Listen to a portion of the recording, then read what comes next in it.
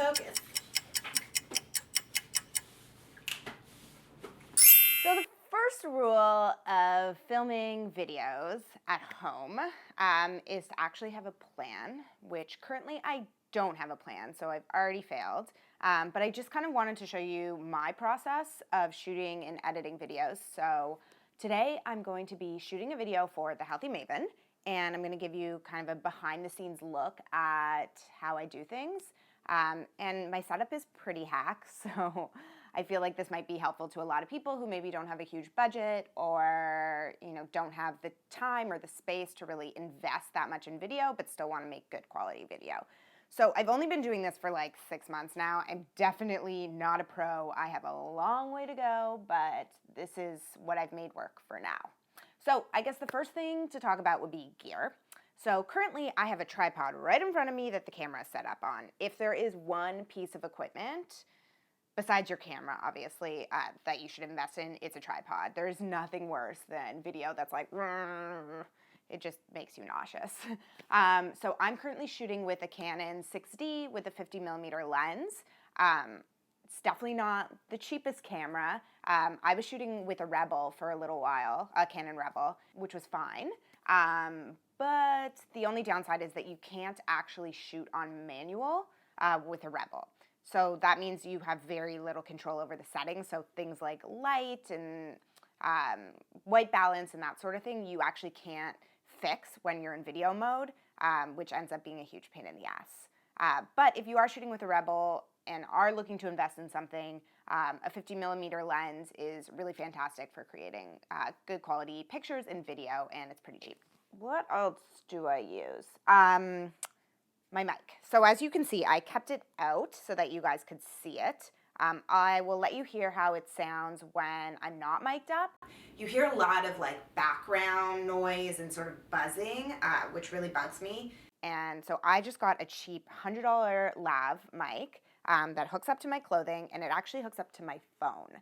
And then there's an app that I record everything to. So this is the Rode lavalier mic. And the app is totally free if you have, I think the app is just totally free.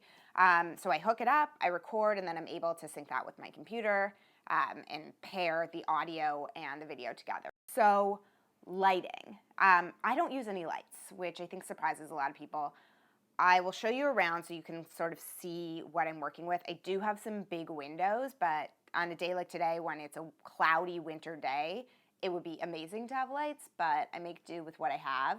My recommendations, if you don't have lights, is open all of your windows. If you don't have windows, that kind of sucks. But shoot in daytime with all your windows open, if that's an option to you. And then for me, because my camera is able to allow me to shoot in manual, I'm able to bump up my ISO pretty high in order to get enough light in. Yeah, so that's how I deal with lighting. I think that's it for now. So why don't we just jump right in and I will show you the whole process of how I shoot a recipe video. Let's do this. Yeah, so here's my setup in my kitchen. As you can see, I don't have the most beautiful kitchen, but main tips are keep it clean, try and make it look pretty with some candles or some lights or something. And then get a good setup laid out in front of you and then just go for it. Like, I don't have a Martha Stewart kitchen, but you make it work. So that's my best tip for all of you. Okay, so we are on my iPhone right now because my camera is all set up. Just say hi. Hi. She's my videographer extraordinaire.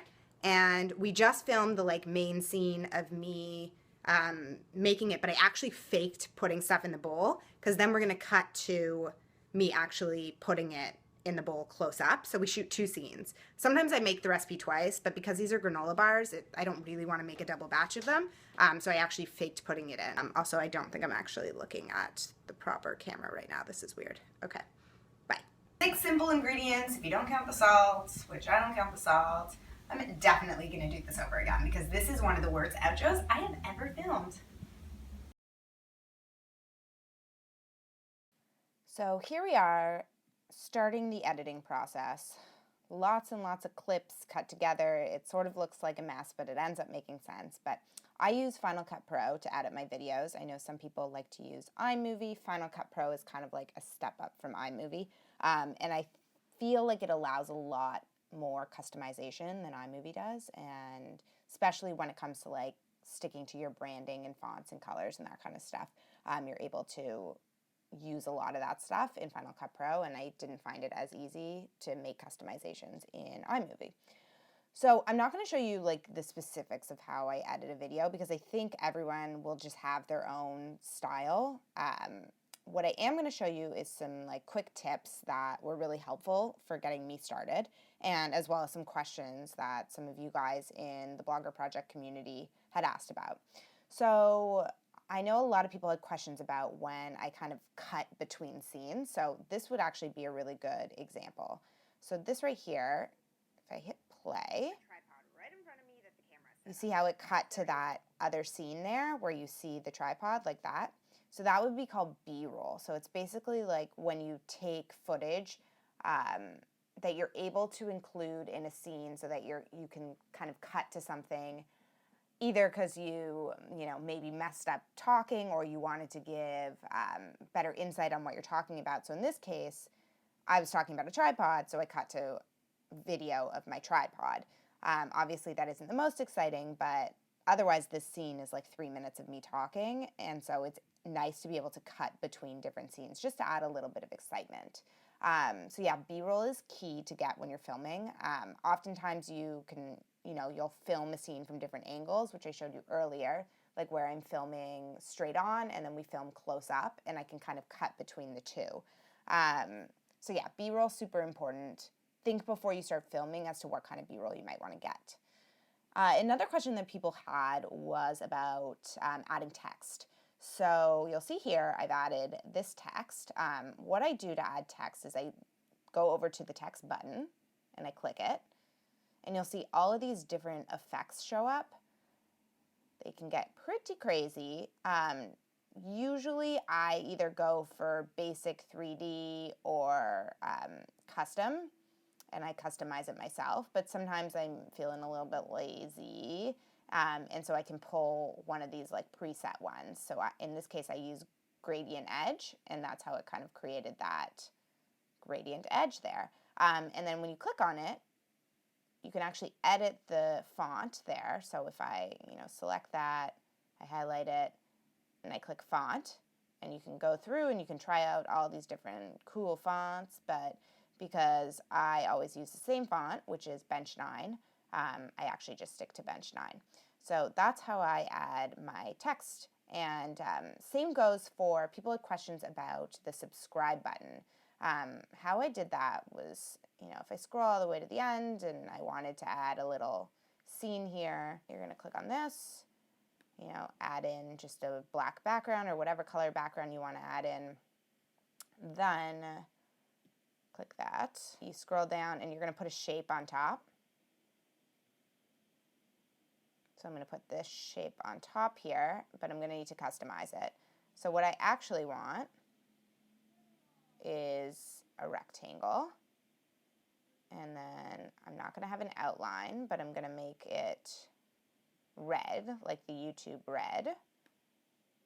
And I might just, move that down to that corner, and then I'm going to put text on top of that. And you'll see how it's kind of creating these layers on top. So this was the first layer, here's the shape layer, and now if I put, a basic title in, I'm actually going to drag it right on top of there.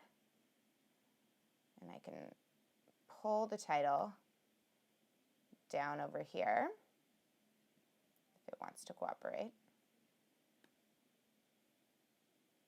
Like that. And again, I'm going to go in and select my fonts. There we go. Make it bigger.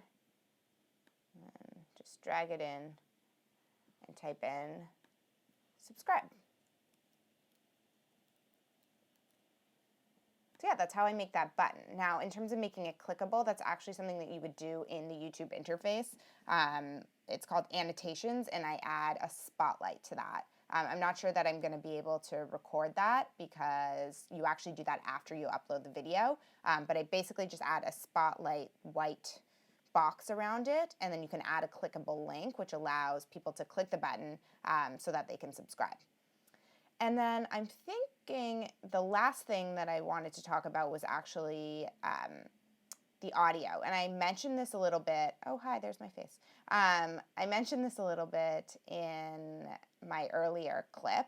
I actually record on a mic, which I'm recording on right now, and then I pair the audio. So you'll see it here.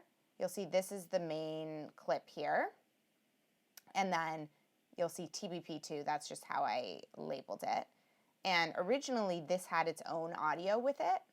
I detached the audio, and then I uploaded this other audio and made sure that they match, and then deleted the original audio so that I could use the one that I recorded on the mic because it's a much better quality. So yeah, I think that's all I've got for you guys today. I hope you enjoyed this video and that you learned a lot. And again, if you want to see more videos like this, make sure you, I'll stop scrolling through there, make sure you subscribe. And leave a comment below letting me know, what kind of videos like this you want to see. If you want to see some of these videos more behind the scenes or vlogging style, I can definitely do that. But yeah, you have to let me know. So comment below, give this video a thumbs up, and like I said, subscribe. Be awesome. All right, talk to you guys soon. Bye.